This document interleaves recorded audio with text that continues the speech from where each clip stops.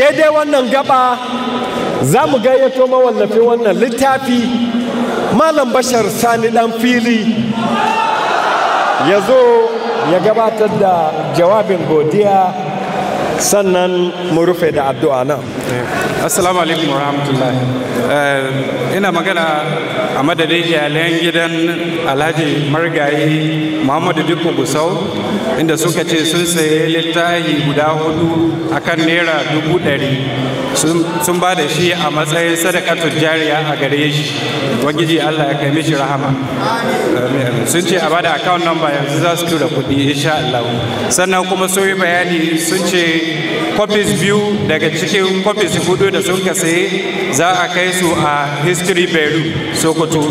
Sannan kuma copies guda biyu su kuma za a kai a Sokoto State Library insha Allah.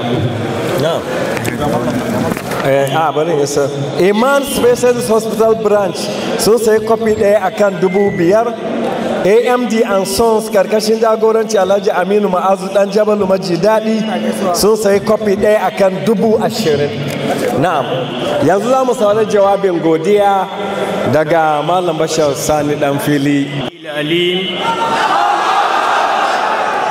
من الشيطان الرجيم بسم الله الرحمن الرحيم الحمد لله رب العالمين وصلاته وسلامه على نبيه الصادق الأمين وعلى آله وأصحابه غر الميامين ومن تبعهم بإحسان إلى يوم الدين.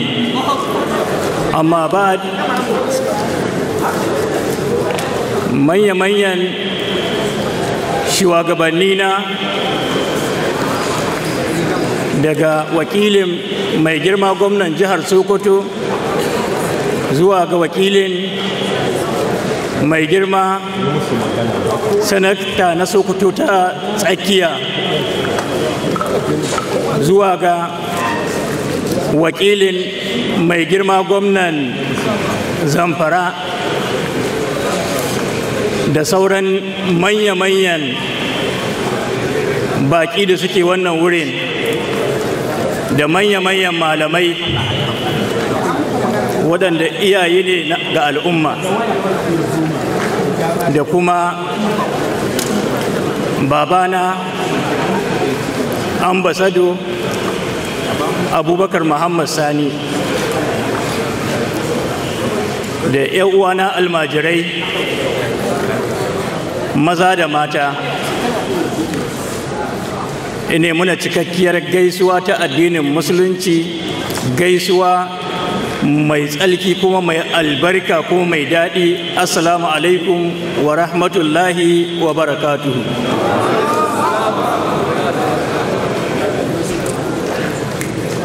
Babu shakka, babu abinda zan yi face godiya ga Allah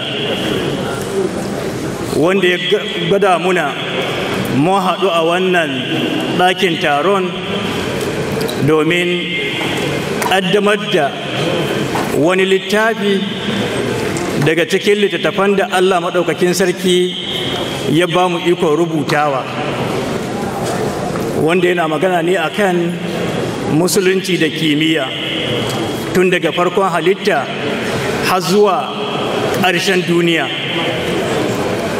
Wanda wannan littafin na fara rubuta shi ne lokacin ina makwance a asibiti. Na ci gaba da aikin shi tsawon lokaci har Allah maɗaukakin sarki ya ba da ikon kammala rubutun littafin. Akwai mutane da dama waɗanda suka sa hannu wajen ganin cewa wannan littafin ya zama cikakken littafi kamar yadda muke ganin shi. Ina matuƙar godiya ga waɗannan mutanen. Babu shakka sun yi ƙoƙari matuƙa. Babu isasshen lokaci saboda ƙurewar lokaci balle in ambata sunayensu. Akwai ɗimbin al'ummar da suka ba da gudunmuwa wajen ganin cewa an buga wannan littafin. Wasu sun tura kuɗaɗensu tun shekarar da ta gabata, waɗanda Allah ya san su kuma ya san aikin da suka yi. Ina roƙon Allah maɗaukakin sarki ya saka musu da mafifici alkhairi. Wannan littafin alal haƙiƙa ya fi haka girma, to saboda faɗin shi da yawan shi da irin maƙudan kuɗin da ake bukata wajen gurza shi, na raba shi biyu. Wannan volume 1 ne, part 1 ne, ya fara ne tun daga asalin halittar duniya, ko kuma in ce abin da ake kira sarari na universe. Sa'annan mun kai ga alamomin tashin duniya, muna cikin bayanin dajjal sharrul ghaib yuntazar. To anan ne volume na farko ya ƙare. Insha Allahu ta'ala ba da jimawa ba zan saki volume na biyu, wanda shi kuma zai tashi daga nan, tun daga yadda bayani akan dajjal har zuwa yajuj da majuj da sauran alamomin tashin kiyama har zuwa kiyama, har duniyan ta ƙare gabaki ɗaya, al'amari ya koma zuwa ga mai shi.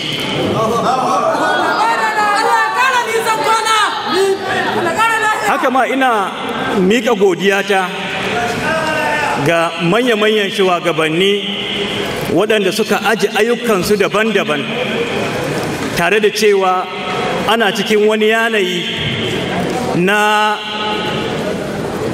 al'amura sun yawaitu, musamman zaben da ake fuskanta. Sa'annan ga lamari na canjin kuɗin nan, ga lamari na tsadar fetur. Ana cikin dai wani yanayi wanda yake mai wahala, amma saboda muhimmancin addinin musulunci a cikin zukatansu da kuma rayukansu, suka ga cewa ya kamata ko kuma ma ya zama wajibi kansu su ɗibi lokacinsu mai albarka su bayar domin halatta wannan taron na ƙaddamar da wannan littafi mai albarka. Haka ma ina godiya ga ɗaukacin waɗanda suka ɗauki alƙawulla da waɗanda ma suka turo da kuɗaɗensu.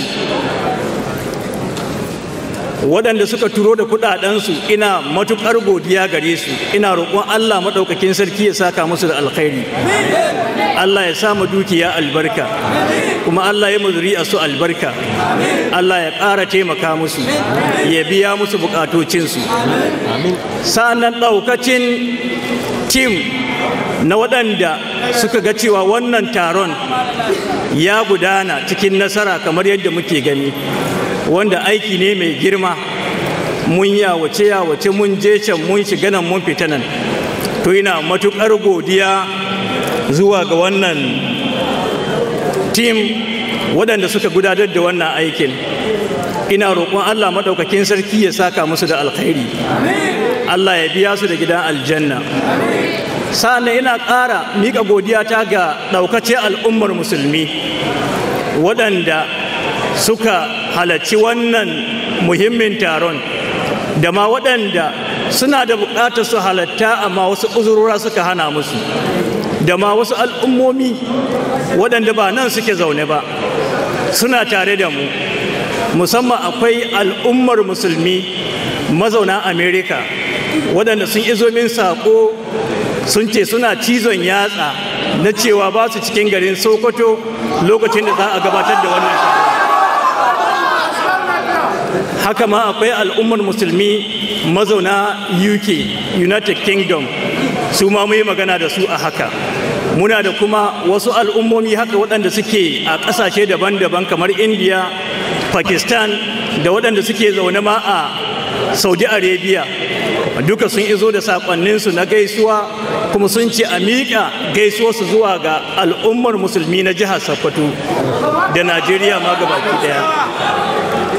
Wanda daga ƙarshe akwai group namu na Facebook da waɗanda suke biye da mu a WhatsApp da makamantansu, waɗanda su ma sun ba da gudunmuwa matuƙa.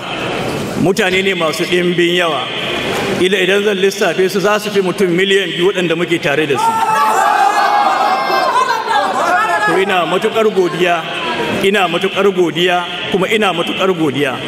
Ina roƙon Allah maɗaukakin sarki ya mayar da kowa gida lafiya, ya tabbatar muna da alkhairi a cikin jihar Sokoto da sauran jihohin musulmi, ya ba mu zaman lafiya da kwanciyar hankali a cikin jihohinmu, ya ba mu arziki da yalwa a cikin jihohinmu, ya biya muna bukatocinmu, ya ba mu jagorori na gari, ya taimake mu cikin dukkanin lamura.